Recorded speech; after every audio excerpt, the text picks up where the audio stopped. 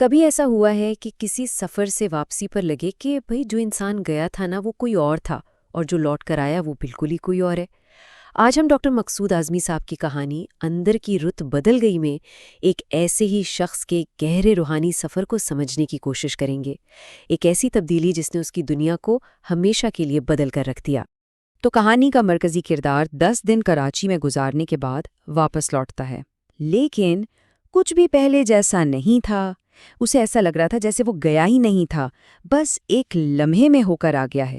جسم تو واپس پہنچ گیا تھا، مگر روح ایسا لگتا تھا جیسے وہ کہیں پیچھے ہی رہ گئی ہو۔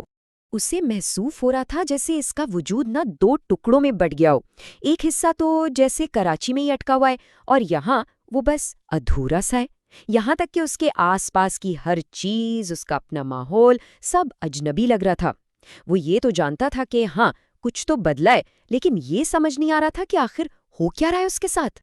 اور پھر جب گھر والوں نے بھی ٹوکنا شروع کیا کہ بھئی تم کچھ بدلے بدلے سے لگ رہے ہو، تب جا کر اسے یقین ہوا کہ مسئلہ باہر کا نہیں ہے بلکہ خود اس کے اندر کا ہے۔ پہلے تو اس نے سوچا چلو سفر کی تھکن ہوگی، لیکن جب آرام کے بعد بھی کچھ نہیں بدلانا تو وہ سمجھ گیا کہ یہ کوئی عام بات نہیں، یہ کوئی بہت گہری اندرونی تبدیلی ہے۔ تو اس نے کوشش کی کہ چلو واپس اپنی پرانی روٹین میں آیا جائے، لیکن سب کچھ بالکل پرایا لگ رہا تھا۔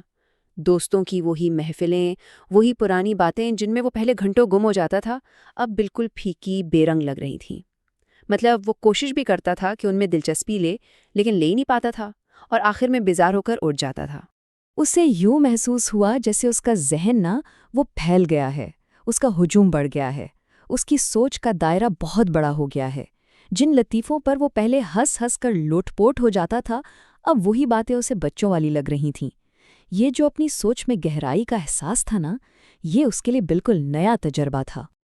اب اس کی سوچیں دنیا کی عام باتوں سے نکل کر کائنات کے رازوں کی طرف جانے لگی تھیں۔ اس کے ذہن میں بار بار ان بابا جی کا کوئی نہ کوئی جملہ گونجتا، ایک روحانی استاد جن سے وہ کراچی میں ملا تھا، اور وہ ان کی باتوں کی گہرائی میں بس ڈوبتا چلا جاتا۔ اسے مراقبہ ہال کا وہ منظر یاد آیا جب ایک نوجوان نے بابا جی سے پوچھا، میں ایک اچھا کرکٹر کیسے بن سکتا ہوں؟ اسے یہ سوال سن کر بڑی حیرانی ہوئی۔ اس نے سوچا کہ ایک روحانی استاد بھلا اس کا کیا جواب دے گا؟ شاید یہی کہے گا کہ بھئی یہ سب وقت کا ضیاع ہے۔ لیکن بابا جی کا جواب وہ تو اس کی سوچ سے بالکل ہی الگ تھا۔ انہوں نے بڑے سکون سے کہا، اچھا کرکٹر بننا ہے نا، تو خیالوں میں کرکٹ کھیلا کرو۔ اب یہ جواب سننے میں تو بہت سادہ سا لگتا ہے نا، لیکن اس کے اندر ایک بہت گہری سچائی چھپی ہوئی تھی۔ بابا جی نے پھر سمجھایا کہ ہمارے جسم کے ارد گرد روشنی کا ایک اور جسم بھی ہوتا ہے جسے نسمہ کہتے ہیں۔ جب کوئی کام جسم سے کرنے کے ساتھ ساتھ ذہن میں بھی کیا جائے تو یہ نسمہ حرکات سے جڑ جاتا ہے اور اس سے وہ کام آپ کی عادت بن جاتا ہے، بالکل ایک ریفلیکس کی طرح خود بخود ہونے لگتا ہے۔ یہ بات سن کر اس کردار کو اپنی زندگی کی کئی ناکامیوں کی وجہ سمجھ میں آ گئی۔ اس تبدیلی کا ایک بہت بڑا اثر یہ بھی تھا کہ اب وہ ہر چیز میں کوئی نہ کوئی مثبت پہلو دیکھنے لگا تھا، اور اگر کچھ اچھا نظر نہ بھی آتا تو وہ ڈھونڈ نکالتا۔ یہ سوچ اس نے بابا جی سے ہی سیکھی تھی، جو ہر منفی بات میں بھی کوئی نہ کوئی خیر کا پہلو نکال ہی لیتے تھے۔ بابا جی کا انداز ہی یہی تھا، وہ ہر منفی بات کو ایک مثبت زاویہ دے دیتے تھے۔ جیسے کسی نے شکایت کی کہ لوگ اناج کتنا ضائع کرتے ہیں، تو انہوں نے کہا کہ وہ ضائع نہیں ہوتا، اللہ کی دوسری مخلوق کے کام آ جاتا ہے۔ جب مہنگائی کا شکوہ ہوا تو انہوں نے معیار زندگی بلند ہونے کی طرف توجہ دلائی۔ ان کا یہ انداز پورے ماحول پر چھایا ہوا تھا۔ پھر اسے عرس کی وہ رات یاد آئی۔ افطار کے بعد ہر طرف رونق ہی رونق تھی، ملک بھر سے لوگ جمع تھے۔ لیکن پھر اچانک موسم نے کروٹ لی، آسمان پر بادل گھیرائے اور ہلکی بوندا باندی دیکھتے ہی دیکھتے تیز بارش میں بدل گئی۔ لیکن حیرت کی بات یہ تھی کہ تیز بارش کے باوجود وہاں کوئی بھگدڑ، کوئی افراتفری نہیں پھیلی۔ لوگ بڑے سکون سے شامیانوں کے نیچے جمع ہو گئے اور اپنی باتوں میں لگے رہے۔ کسی کے چہرے پر شکایت کا کوئی تاثر تک نہیں تھا۔ جب دریاں بھیگنے لگیں تو لوگوں نے خود ہی انہیں سنبھالنا شروع کر دیا۔ پھر اعلان ہوا کہ سب اپنا سامان مسجد میں لے آئیں۔ سینکڑوں لوگ برستی بارش میں بغیر کسی بھگدڑ یا پریشانی کے ایک منظم طریقے سے مسجد کی طرف چل پڑے۔ یہ منظر کردار کے لیے حیران کن بھی تھا اور سچ پوچھے تو خوشگوار بھی۔ جب سب لوگ مسجد کے ہال میں جمع تھے، اچانک بجلی چلی گئی اور ہر طرف اندھیرا چھا گیا، لیکن لوگوں نے اف تک نہیں کہا۔ ہال میں ایک عجیب سا زندہ اور متحرک سکوت طاری ہو گیا، جو موت کے سناٹے سے بالکل مختلف تھا۔ اور پھر اس گہری خاموشی میں ایک شخص نے دھیمی آواز میں درود خضری کا ورد شروع کیا۔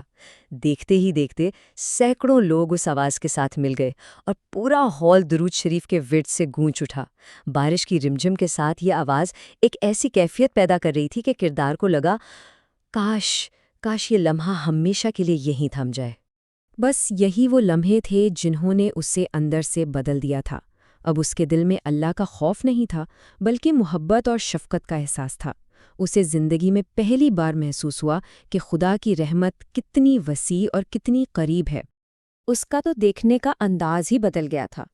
پہلے وہ اپنی زندگی، اپنی صحت، اپنے رشتے، ان سب کو اپنی محنت کا نتیجہ سمجھتا تھا، لیکن اب اسے یہ سب کچھ ایک انعام لگتا تھا، ایک ایسی عطا جس پر اس کا کوئی حق نہیں تھا، بلکہ یہ تو صرف دینے والے کی مہربانی تھی۔